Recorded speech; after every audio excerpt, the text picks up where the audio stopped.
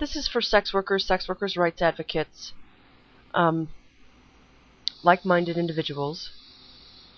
This is a suggestion, a pleading, a request, something, for folks to go check out WMST-L, because here's the thing, I see a lot of people come into the sex work battle, this political minefield, and they don't know what's already happened, what's already been used against us, what debates have already been settled, what debates have been deemed just pointless, because I don't think people really realize the sort of viciousness that we are up against, the dishonesty that we're up against, the oppression that we're up against, the power that we're up against.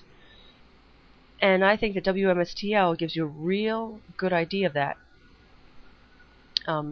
You can see the way things are phrased, the way they use the words as weapons, the way they phrase things so offensively so as to discourage anyone from disagreeing with them.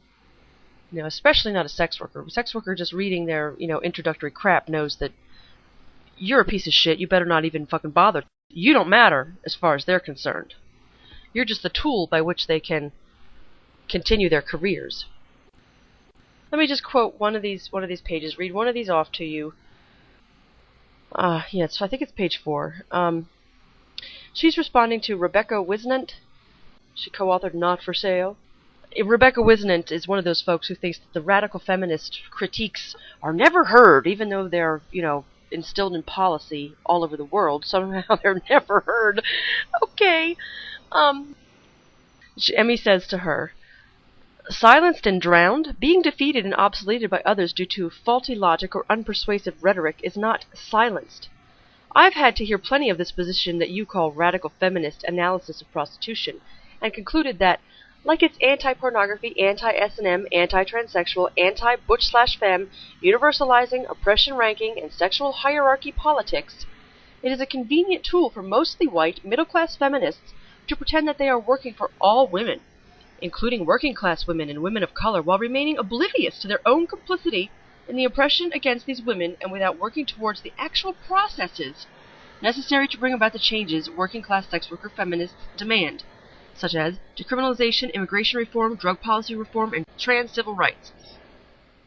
Of course, that was in 2002, and here we are, 2010. Nothing has changed. Oh, here's an excellent line. No, it's Heather Benbow, and she says, since when was it progressive and feminist to argue for a status quo backed by big business, parentheses, the sex industry?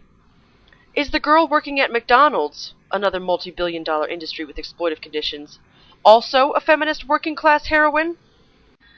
See, to me, she is. See, to me, the girl working at McDonald's, even though it's a multi-billion-dollar fucking industry with exploitive conditions, like universities aren't, okay, I think that girl at McDonald's is a fucking kick-ass feminist hero.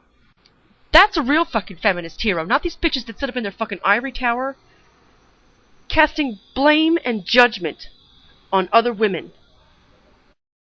I'm so fucking sick of it. I'm so fucking sick of it. It's disgusting. Okay, that's it. I'm done. Fuck it. Link is in the bottom information bar down there. And please go check it out. Bye. Thank you for listening.